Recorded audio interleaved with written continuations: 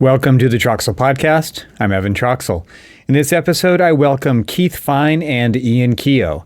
Keith is a principal at SLAM Collaborative and serves as the management lead for the Los Angeles studio, as well as the national director of innovation for the firm. He combines his unique experiences, including construction, technical architect, and leadership, with his passion for design and innovation, forming a very broad and unique perspective. Keith holds a Master's of Architecture from Tulane University and is a member of the California Council of the American Institute of Architects on the steering committee for the Innovation Design Consortium and a technology leader in the AIA's Large Firm Roundtable.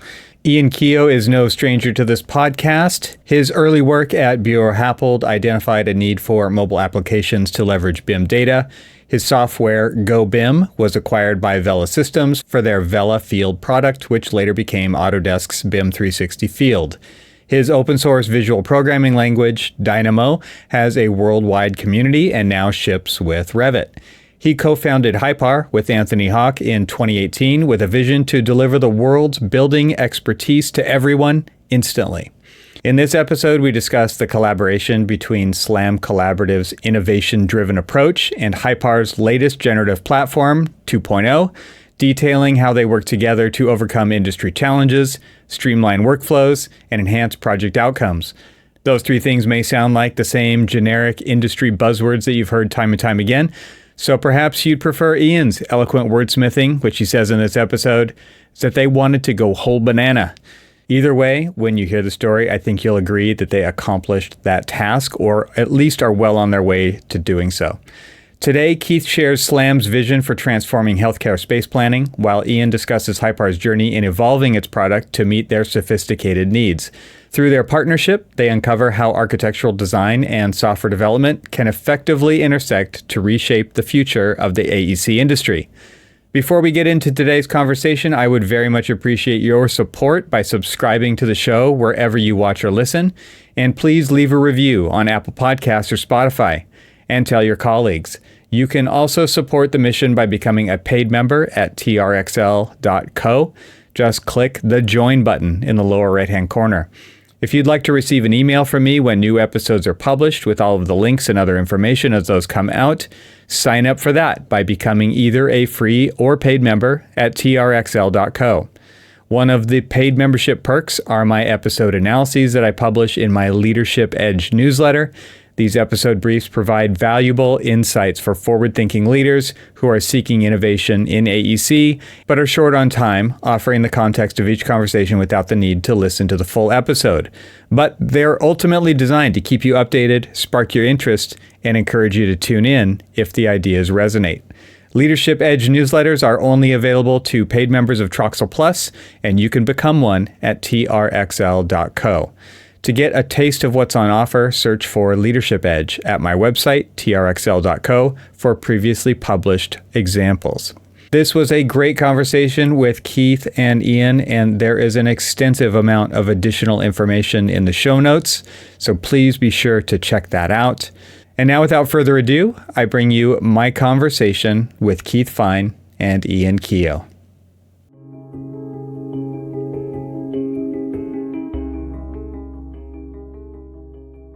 Today I'm joined by Ian Keough and Keith Fine, and I am excited to have this conversation because this is, it's taken a little bit of time to put this together, get everybody's schedules aligned, but also the content, some new things that are happening with Hypar, and some behind-the-scenes integration of what's going on with Hypar in a firm setting, and that's why Keith is joining us today. So welcome to both of you. Hi, Evan.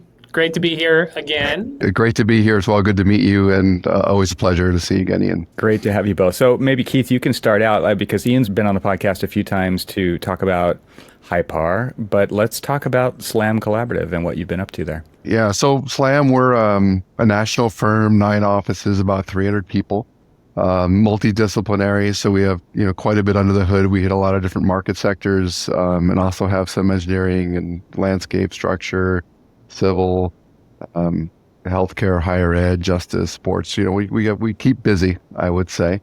And my role is I'm our managing principal of the Los Angeles studio, and I'm also our director of innovation, and that's kind of how Ian and I connected if you will. All right, Ian, it's your turn. Let's talk about Hypar and what's happened recently with Hypar.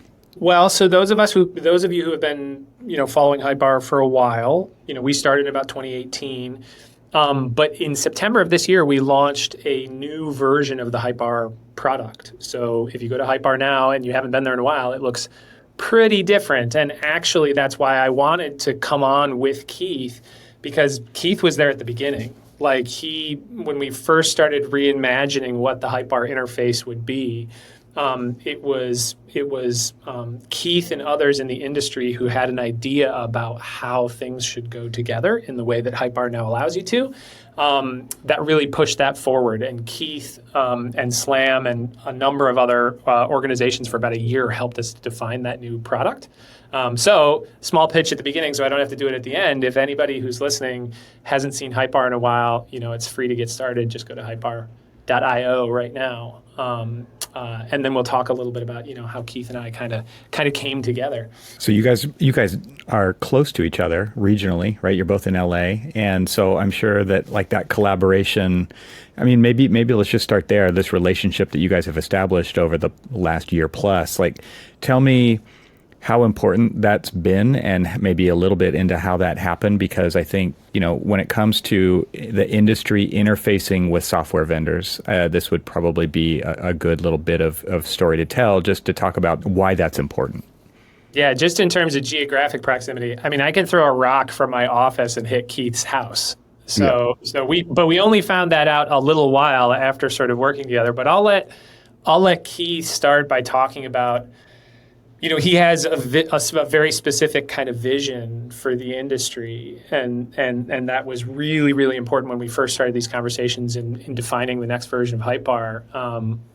Keith, you should definitely talk about that.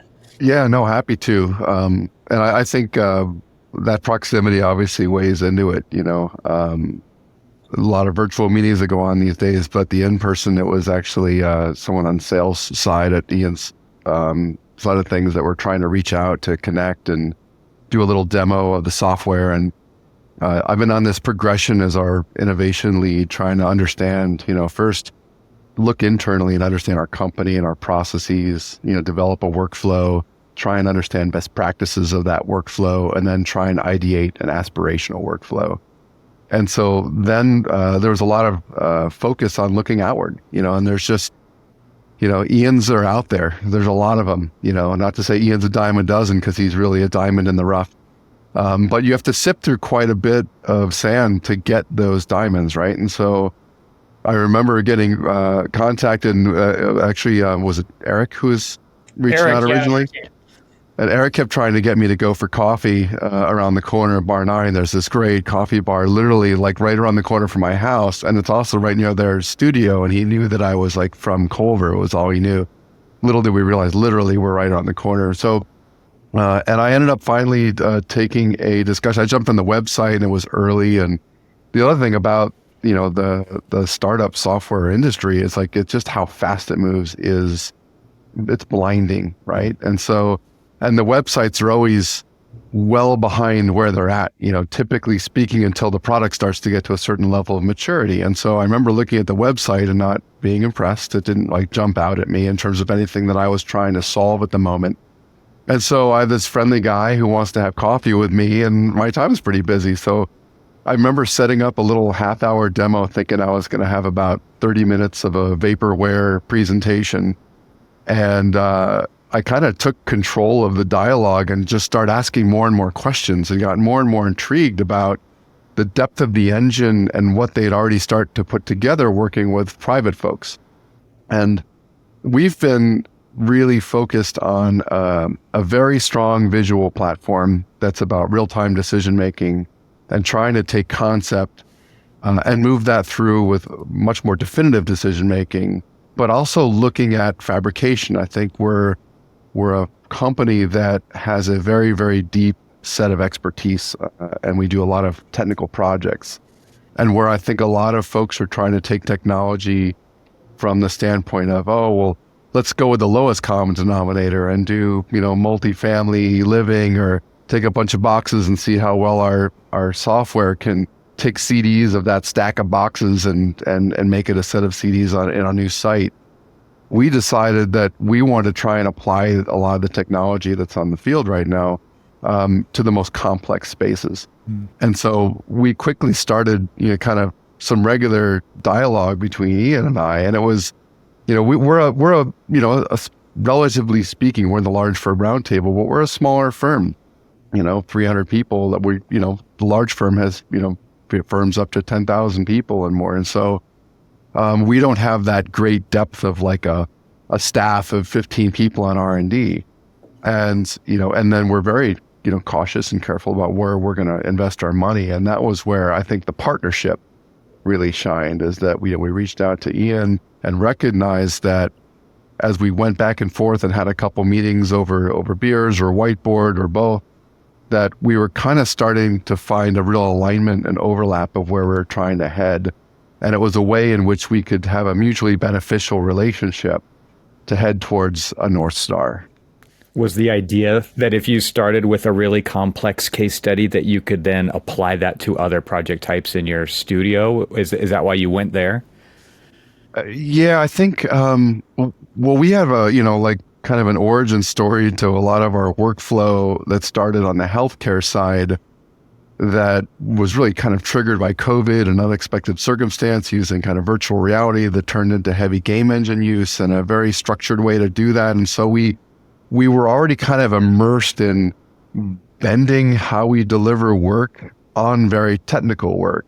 And then more specifically, there's like two, launch points, but one of them was there was a problem we had to solve, that we're very big fans of face-based objects on your families, and it's very cumbersome, and I remember, presenting to the dev team over at Autodesk. We met with different third-party people who could develop applications, and it was in that first quote-unquote non-vaporware presentation where suddenly, Ian was like, no, we can solve that for you. There was a very simple workflow component, and I think it was simplified in discussion because it ended up becoming a little bit of a rabbit hole that they still overcame. But I think that's, Evan, how we started to focus on more technical work, because I think that's where we are. We're not interested in, take your multifamily living solutions and stack them up and give me CDs, because that's not our clientele, right? Yeah, and just setting the scene a little bit, like when Keith first came to our office and sat down and we started demoing him Hypar as it was. Now, this was before the new version of the product. So this is for people who are listening who've followed Hypar for a while. The first few years were building this platform that could do generative systems. And so I was showing him mass timber systems and siphonic drainage systems and all this crazy stuff that we had done on the platform. But it wasn't, I wouldn't have been surprised if he had said okay, I don't understand how this comes together to help me. But at the tail end of doing that work, we were working with more and more people in space planning and automated space planning, especially, and things like healthcare. And so we were really digging into this question around what does healthcare space planning look like now? What are the problems specific to that? And so that's how we had this big list in our office of and I think actually when Keith came in, we had this big list of all the top healthcare, firms in the United States. And we were we're going to call every one of these and find somebody who's going to tell us about why healthcare is complicated, why the tools for doing it right now are no good.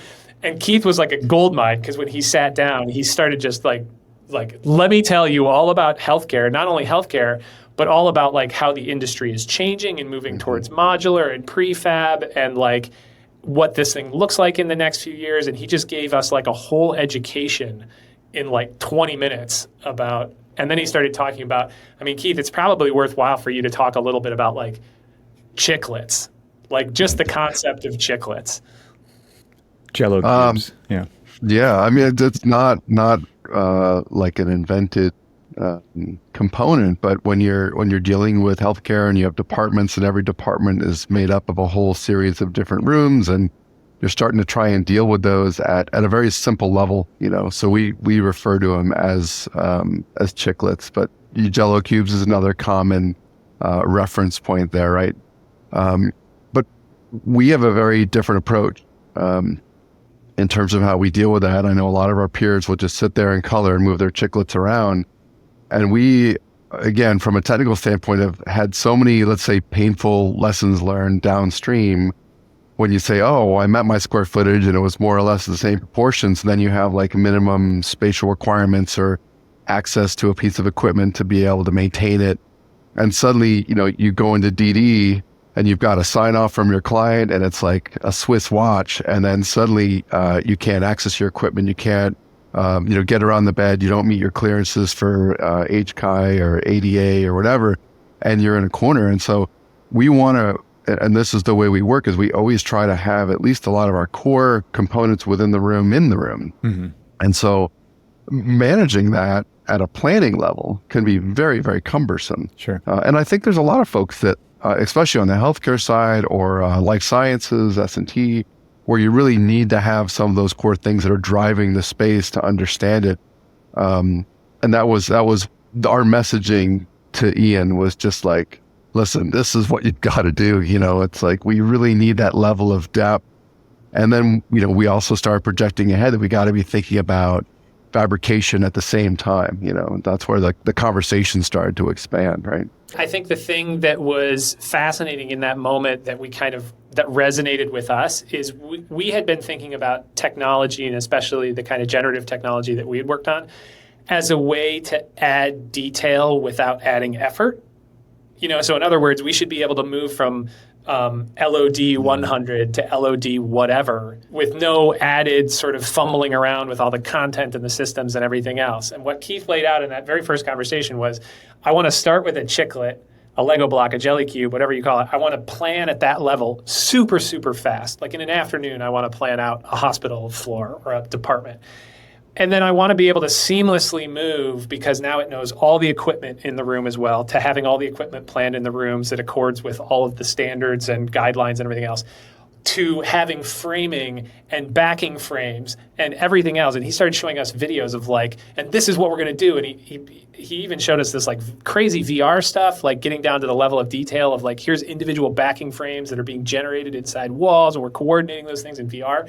He was going all the way to construction. He was like, we're going to go from a chiclet to construction, and it's going to be a completely seamless process. It's not going to be a bunch of people monkeying around in Revit, putting studs and individual studs in wall and trying to rehost equipment and doing all this crazy work. But he was just like, the software doesn't do this right now. We've tried to do it. The software doesn't. The traditional workflow is zoomed way out to, end of CDs, zoomed way in, right? But what you're talking about, Keith, is constantly zooming in and zooming out, right? It's you want to move at the planning level, but you also want to know for a fact that the equipment is going to work and all the serviceability and all that access and everything at the same time, and have that confidence. And if you zoom in and want to have a conversation about the room or the zone in the room, you can do that, and then you can zoom out, and that level of abstraction is there to where it makes sense for somebody who needs to understand it at that level. No, extremely, extremely well put. I think we're, and a lot of the healthcare is looking at templating and whatnot. And I think we're trying to go deeper into that. One, in terms of how we manage it, we've completely adjusted our workflow so we can make a lot more detailed decisions earlier on the process, but still at a cellular level, so we can ingest it into Hypar and then work with it in there. And so the discussion is, we're looking at either through the way Hypar is ingesting program, which is also really clever, of trying to encourage Ian to allow us to start port more data entry into Hypar, or we've been looking at other solutions that we can use as a backboard or data on in the background, if you will. And so trying to capture what are the questions and the interface and the information that really drives the organization of the room, the functionality of the room, the success of a room, the specificity to a certain client, and how do we maintain that and be able to turn that off as we go through the process. So if we embed that information and it's down to, if you look at your traditional design process, it's almost like a watercolor, right? You slowly keep adding layers, but each layer you add, you go through the entire object that you're painting. If you're doing a big, water scene, you have to go through the whole water scene to go and get it done, where we're thinking that we can bring in all that information at once and have it there and have it influenced and determined by past success and knowledge of the client. But the other thing is I think there's a lot of people start to approach prefabrication and generative solutions and templating as they get too rigid about the components. And that was the other thing that we really, I think, challenged Ian and his team is that, I mean, healthcare especially is like square footage is so unbelievably valuable that you need to be able to adapt and fine tune and adjust every component of every chiclet that you're working with. Otherwise, it's not successful. And I think we're working within ecosystems where we have clients that are not understanding that and struggling through that. And it helped inform our dialogue with Ian on establishing that as a priority, knowing that if this ecosystem is really going to be successful and work, we need to be infinitely editable, but still be able to harness and generate and pull past data, lessons learned, and information forward and synthesize that in a way that we can gradiate our visualization and understanding and access to that information at different points through the design process. So as it relates to talking about the interplay between, how SLAM and Hypar work together, there's a great anecdote here, which is like, I don't know, Keith might not want me to share this, but we were talking about these chiclets and the level of detail inside these chiclets, like the level of detail inside a room. If you've been in a healthcare space, there's tons of stuff stuck to the walls. There's tons of furniture and equipment that are in the space. And all that stuff is very, very carefully sort of laid out. So when he first said to us, like, we have these modules for healthcare spaces, and we want to just be able to like plan with these modules. In our minds, we were like, okay, modules are like the same size. You tell us what size they are, and we will. And what the SLAM team had done, and they're not alone in this. We'd seen this in a lot of organizations. They built an amazing Revit library of room types. And they even had Kyle Barron, who's on the SLAM team, built this incredible Revit model that he called, he made these grids and he called it the Dewey Decimal System. It was literally like the Dewey Decimal System, like imagine grids laid out. And in between these grids, he'd have these like modular rooms. And he knew if I was looking for this type of room, I'd go to grid like 12.2 and I'd find it. And it was just this crazy model of all of these template rooms. And so our first version of our Revit integration, we enabled them to just like take that whole project and like slam it into Hypar as a bunch of like plannable modules.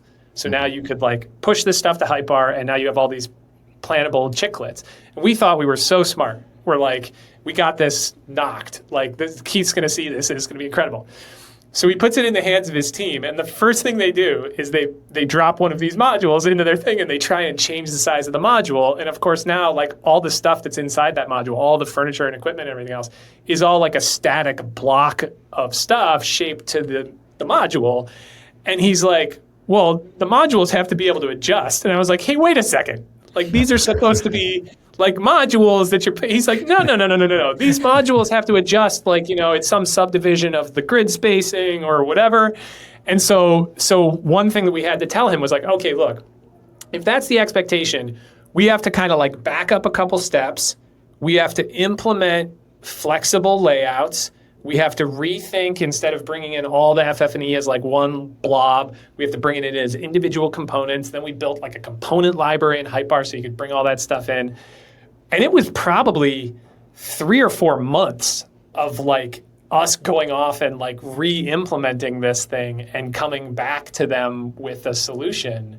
But it was just like in having that dialogue, it was hilarious because our expectations and his expectations we end up in a much better place because now we've got the thing that's super, super generalized and amazing. They end up in a better place because it gives them that flexibility and everything else. But like, you got to make sure that your expectations are aligned. And you have to explicitly ask for the things that you were thinking right internally, right?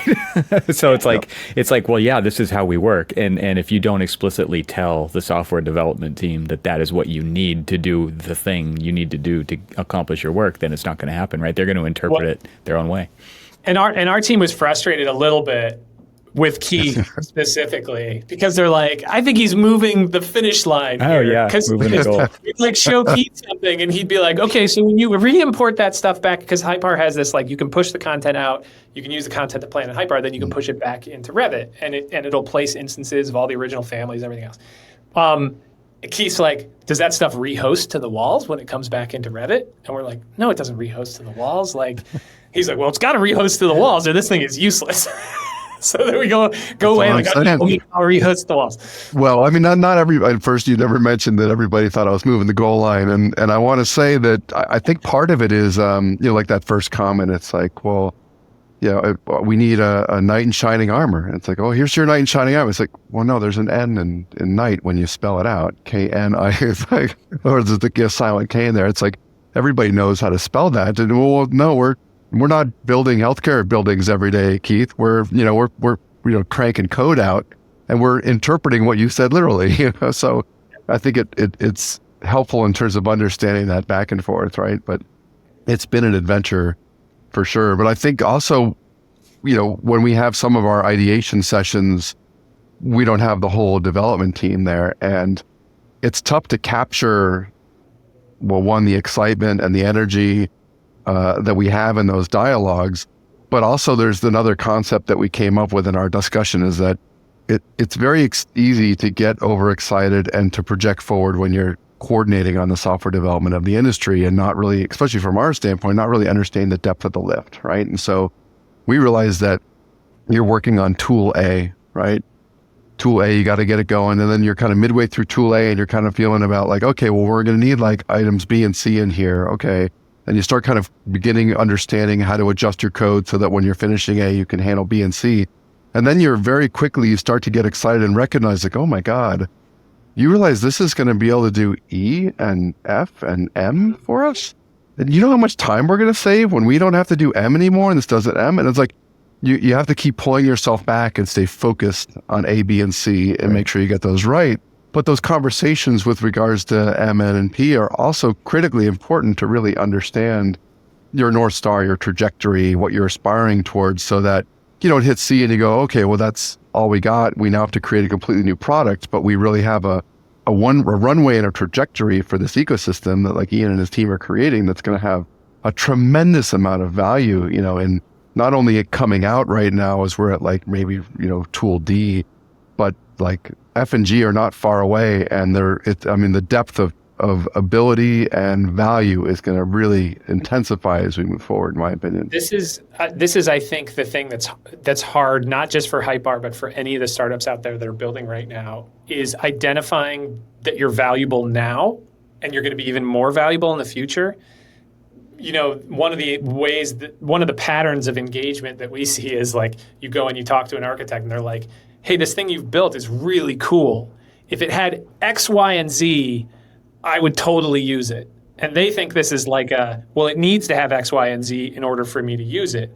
But the cool thing about how we've manifested this new version of Hypar, though, is that it's so usable and there's no documentation or anything else. When you get up and you get started running on this thing, we'll then see that same user that requested all those things go and work for like hours in the software. So it's obviously useful now, but there's this, well, you're a startup, you're going to build things on my behalf, So you have to be very careful about like controlling the expectation of your sort of roadmap. Like this thing is going to be valuable now. It's going to be even more valuable when we implement these things. But right now you can use it, you can get started. So an example of this is that like in space planning, there are whole classes of space planning that don't care at all about furniture and equipment. Right. Healthcare is one of those. Like in very early healthcare feasibility and concept and early stage schematic, nobody's putting any furniture in rooms. They just care about making sure that the allocation of spaces is correct. So the first valuable kind of thing that Hypar got out there was just the ability to like ingest your program requirements, your massive, complicated program requirements, turn that into little chiclets, and make it super easy to plan and adjust and do that collaboratively. Furniture and equipment in healthcare doesn't really become important until later schematic or early design development. It comes in a little bit earlier in workflows like workplace design, where you have to say, this is how many desks you can fit in this space. But it's interesting like how you can actually provide little bits of differentiated value without having to provide the whole thing. I think our industry is thinking like, well, somebody has to replace Revit. That's like where everybody's coming from. Like there has to be a thing, and until it replaces Revit, I'm not even going to look at it. But like there's so many things you're doing in your workflow day to day where you can inject value And so I think it's a little bit weird for the industry to think about, like, there's going to be a bunch of tools. You're using something in feasibility. You're using something in early stage space design. You're using something more detailed when you get down to BIM and construction documents. But Keith, if I could ask, go back to we didn't even talk about this at the beginning, the initial sort of problem. Like, why were you looking for new software at all? Like, you guys are master Revit users. You had Dynamo automations. You had this crazy library of existing rooms and stuff. Like, you guys are sophisticated. What was wrong with that stuff? Yeah, I think it was probably two components. I mean, the first was just the issue of trying to incorporate and speed up the process of building out the model to a higher degree of detail. We've kind of gone down a workflow where we put a lot more detail in our models than people typically do. And when you do that, like, if you have an outpatient clinic and with a lot of exam rooms, I've got 30 exam rooms. I have to take someone on production, and they have to go in and they have face-based objects, and they have to build every single room individually. You can't just copy the room unless you have floating stuff. And then when you move walls later on, then your outlets are lost in a wall. And there's tricks for all that stuff, but it'd be so nice if you could just copy those things along. And so I think that was the initial challenge that we gave you to solve. But I think for me, there was a light bulb that went off on a project that we were doing earlier. I have a little video queued up here, but it was a really expressive sculptural piece that helps me realize that there's a very different level of capability that we have now. Like we crossed a threshold in terms of what we could do with the software that we have available now. And you can, generate CDs, you can, copy stuff around. We talked earlier about using generative solutions so that we could take like multifamily and turn that into a set of CDs, right? Now we have the ability to take, prefabrication and apply those concepts to highly customizable, extremely complex solutions. And that's where we're trying to go with it. And I think, Ian, your team had developed a lot of solutions. Like there's this symphonic drainage. There was the heavy timber solution where you were able to, much the same way we had this model that was completely parametric. It's basically a metal framed portal that's sculpted almost like a stealth fighter. And we were able to modify vertices within this object, and it would update all of the framing in real time, and then could get output to the Howick machine and get custom printed the studs exactly to size, exactly with your screw holes. And it got assembled in 8 days with a 64th of an inch of accuracy. And so that was where we started to realize that we could really take us to the next level. And that was like where I think I found you through the need to be able to take these objects and transfer them around so that we could build out 30 exam rooms instantly instead of a room at a time. And when you go at a room at a time, there's a lot of opportunity for elements to get missed or what have you. There's, risk exposure there. If it's automated, you lose that risk exposure. But I think we fell through this trap door that allowed us to realize that there was a whole universe of automation and parametrics and generative solutions that could be tied to that. So we could start to bring in modules, and those could start to remember the history of how you laid out different modules of those same types and suggest those and use that to be able to site adapt. And then as we're bringing our templates to a higher degree of fidelity with more constructible information, you could start to understand, to realize, the light switch should always be 5 inches off the door frame, or when I have an exam chair in this corner of the room, these are the 4 pieces of equipment that need to be wall hung or positioned within the room relative to that. And so now you start to see that intelligence that is available. Like we have that intelligence right now in software programming, and we didn't have that 2 years ago. We just didn't. So I think it's an exciting future that, we kind of discovered in partnering and seeing what you'd already built, I think, up to that point. Yeah, and you can imagine, for those of you who aren't going to watch the video of this, the portal demo that he showed, I think, is Stud.io, right? Mm-hmm. Yep. Stud.io guys. So shout out to the Stud.io guys, because it's an incredible demo, but it's basically like showing all like the little flitch plates and stuff flying in and all the bolts and screws and everything else. And here we are Keith and I just talking about like chiclets, and then he's showing me this video, and at that moment I was like, oh, this guy wants to go like the whole banana. Like he wants to go all the way through. He's thinking like the moment I put one of these chiclets in a model, it has all of the information in it that defines everything about this room, all of its connectivity to like all the building systems, all of the framing, all of the everything. He's like 5 years ahead of the industry, 10 years ahead of the industry, like thinking about how this stuff is going to go. And there was a fundamental mismatch between his worldview and the ability of the software that he has right now. Because largely like Revit, and I always put a caveat around this, we think Revit is great, built a whole career on Revit, but it was built around like building a relatively static model of a building at a certain level of representation and cutting really awesome like construction docs. They were not thinking about like, how are people going to like flexibly plan with this low level of detail and instantaneously move to this much, much higher level of detail, you know? And that's where we started to think, how do we take the sort of generative piece of like Hypar's platform that we had worked on before, couple it with this like really simple interface that we've built for the new version of the app, and start to recognize at least parts of where Keith's vision was going. And Keith, I assume that this is because like ultimately you want your design intent to be realized, right? And so like this level of control that you want over these things through the entire process, you're really talking about changing the way projects are delivered so that you have the confidence that what actually ends up getting built in the physical world is exactly what you had determined up front. Yeah, I think the architect sits in an interesting position in the whole maelstrom of the industry, right? And that we're the one that imagines what the end result is going to be. And also we drive all the interaction with all of the players to get it there.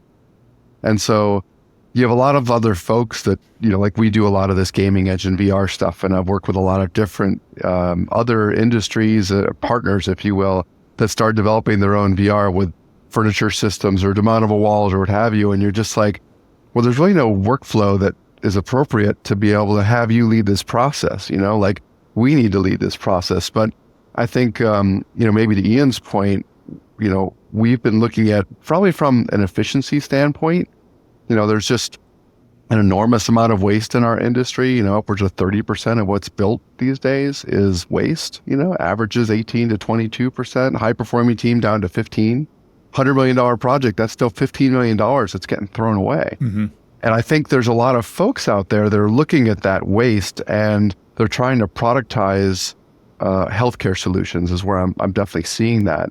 But I think the folks that are doing that are doing so from a standpoint of, well, let me develop a template and have a couple different models of my building and we can, you know, we'll go with model A or B or C.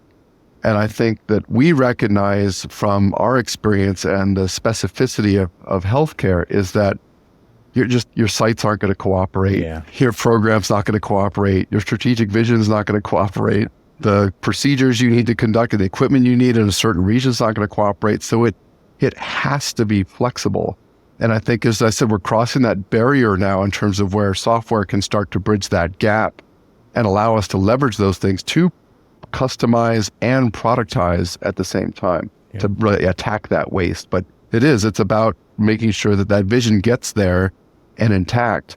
But also, I think the more specific we get, we're also really leaning into cost estimating with this process from our standpoint now. So the more cost certainty you can get early on and tie it to these processes, the more powerful they're going to be, because I think that's a really big hurdle on the client side that we're focusing on.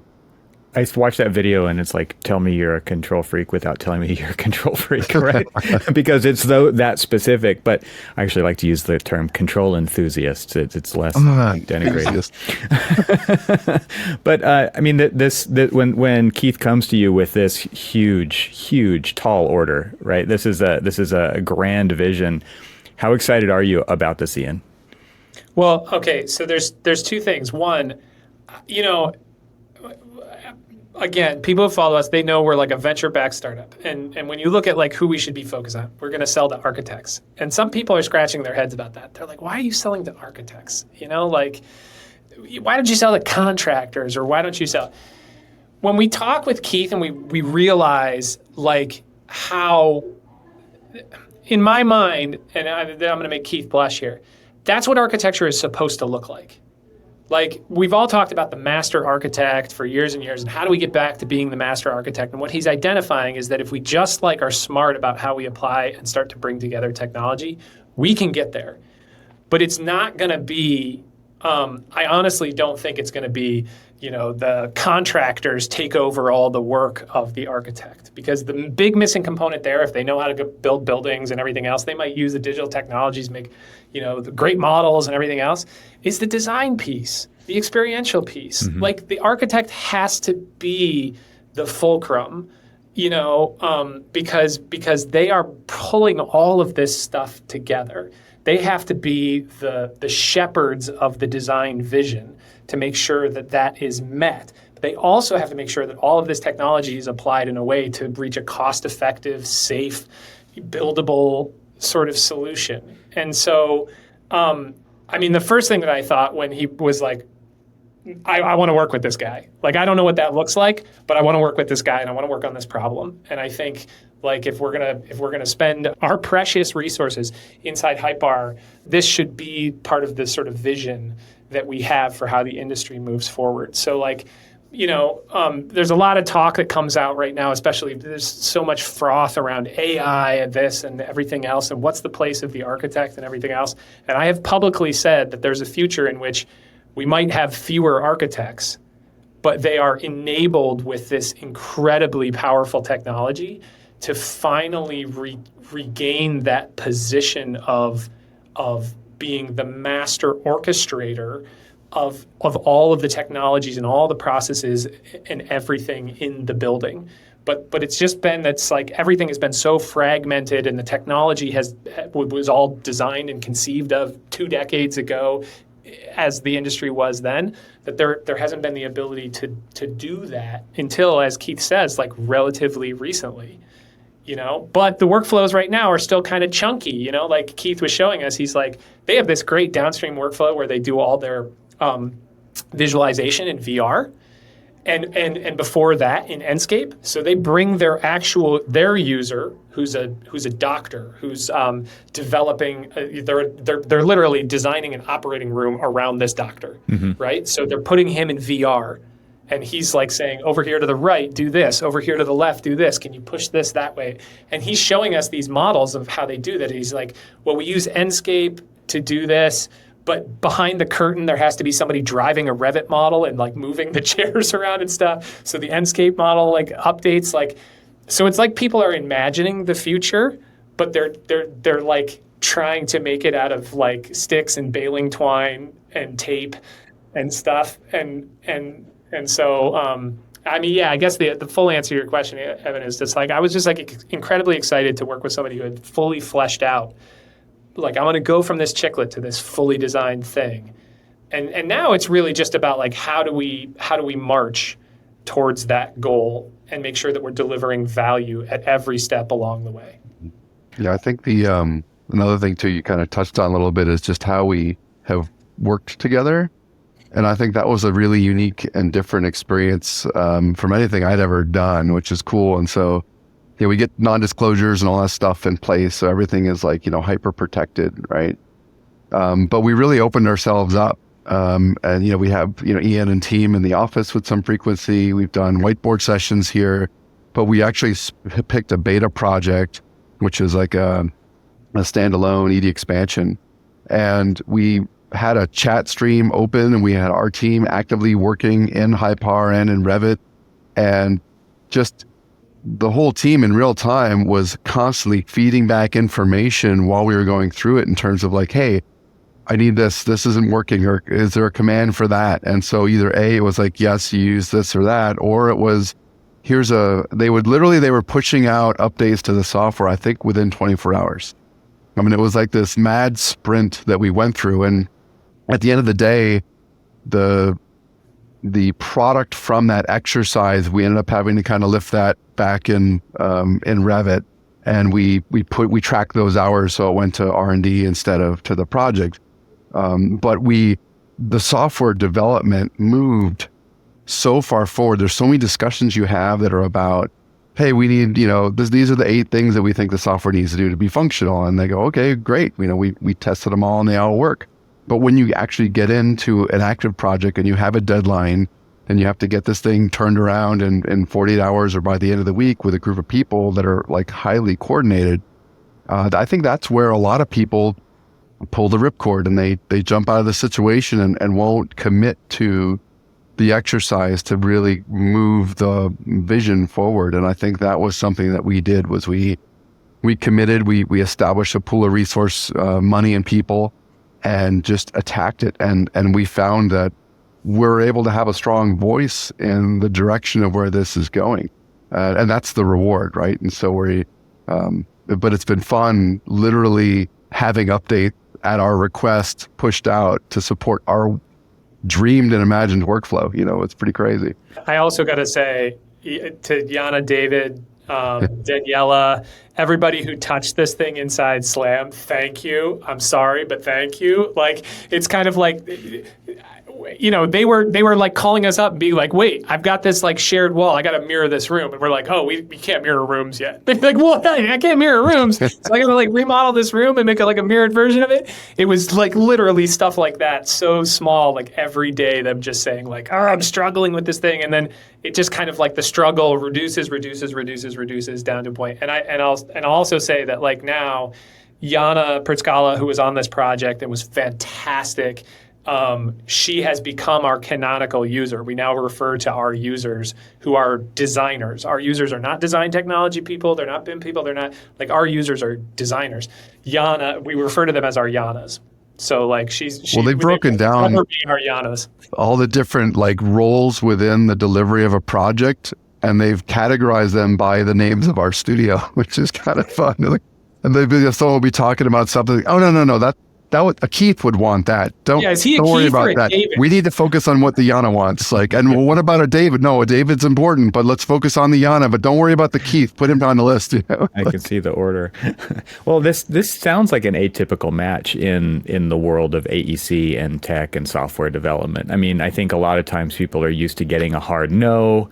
I think a lot of times companies aren't willing to put in the effort and the investment, like from what SLAM has done as well. So I think there's been this integration that you guys are talking about is atypical, but I think it points to how successful integrations can happen, right? It's like you both have skin in the game, which really helps, and commitment to figuring this thing out. And also, like, it's inspiring that it was such a tall order, because I think, a story that I think of a lot, and maybe Ian, you might relate to this, like going to a structural engineer, right?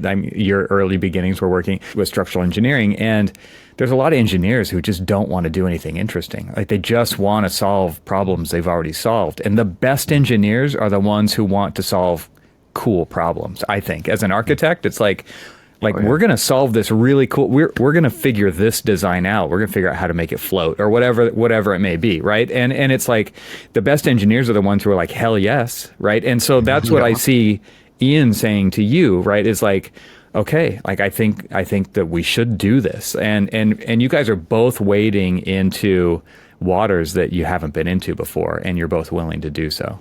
Yeah, and I would say to anybody who listens to this and says, oh, I want to partner deeply with one of these startups doing this stuff, if they're not responding to your like crazy stuff with saying, okay, that's a great idea, we should totally do that, let us tell you where we're going on our roadmap to get there, like embracing the notion that that's possible, then they're probably not going to survive as a company, if I have to imagine. Like, that's why do startups exist at all? We're all trying to find the place where we can differentiate and provide value. Everybody has Revit. Everybody has Revit plus Dynamo plus Grasshopper plus. They've got a lot of sophisticated tools that do all the things if you look at it in that way. So you could make an argument that you can't provide value at all. But in order to provide value, you have to be super excited about those crazy, weird-ass problems. I'll take that as a compliment. And actually deliver that, right? Keith is a crazy weird ass problem. That's great. Well, and I should say, he's not actually that weird. Like we ended up talking subsequently as we moved on this journey, and we were building this thing with that team. I made it very clear to Keith all along, we are building this with you, but we're building it for everybody.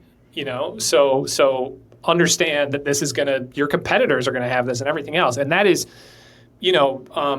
real credit to Keith. He could have said at that moment, like, well, we don't, we want this to be our IP, our special thing or whatever, but he's more interested in the success of the industry and us moving forward towards that vision. A part of it is that I think there's a lot of software out there. I've met a lot of different folks from different software companies. I can't tell you how many people I've gone and presented, and they light up and they get all excited and they say, yeah, well, I'm an architect too, but they, maybe they got an architecture degree, or maybe they practiced for a year or 3 years, and in the industry, like, if you go up to someone who's not an architect, say, name 3 architects, the average age of those architects is going to be between 65 and 80, right?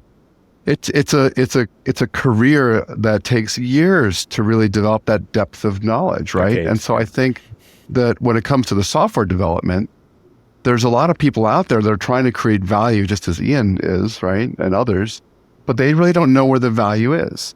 And I think it's, like the work we do in the IDC, like that it's really architects have the best understanding of where that value is and not being created, and what workflows we have and how those need to be augmented. So if that voice isn't getting to programmers in some manner, whether it's going to Autodesk or whether it's going to Hypar or whether it's going to others, it really needs to be driven by people who understand the craft, right? That's the voice that has to drive.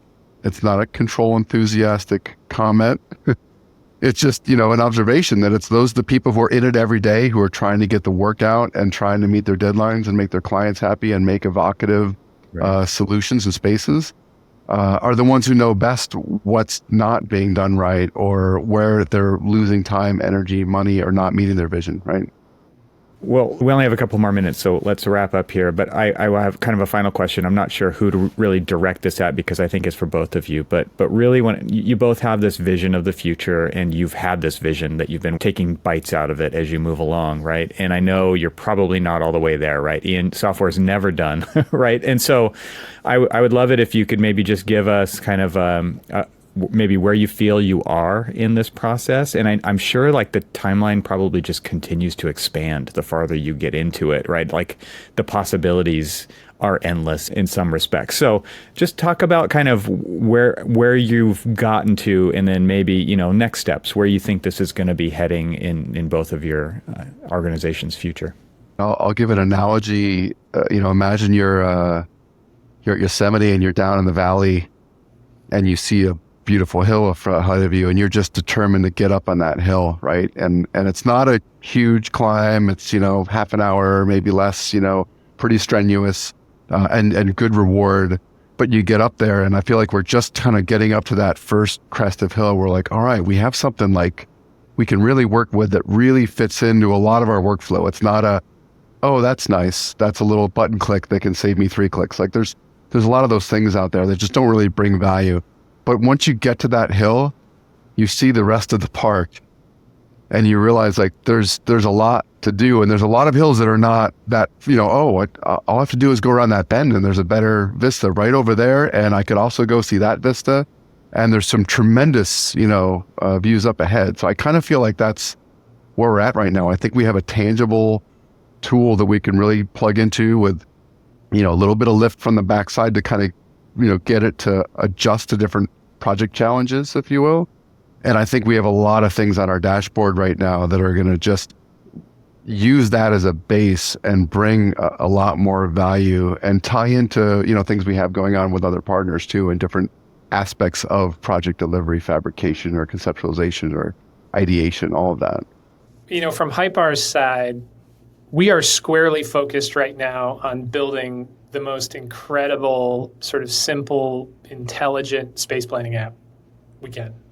When I talk about like moving towards that vision, but like moving and providing value at every moment, it's very easy for people who have known Hypar for a while to like look at what we're doing now and saying like, wait, you're doing space planing now? How's that like valuable? Remember, this is where every building begins. Yep. Every building really begins as a spreadsheet. And then at some point it turns into space. And the tools for doing that right now, that transmogrification from a spreadsheet encoding program requirements and a financial model into space are really bad. Everybody's trying to use the tools that we have to do that right now. SketchUp, Revit, Bluebeam, you name it, PowerPoint, everybody's doing that. So you have to provide value there first. But again, because we've been working on this problem for so long and because we've built this powerful engine that supports all of this sort of generative building systems, our vision has always been to use that simple interface to enable people to build really, really richly detailed building models, again, without extra effort, So moving almost declaratively from like your chiclets to your fully framed out, ready to construct version of a model. But it's going to take us a while to get there.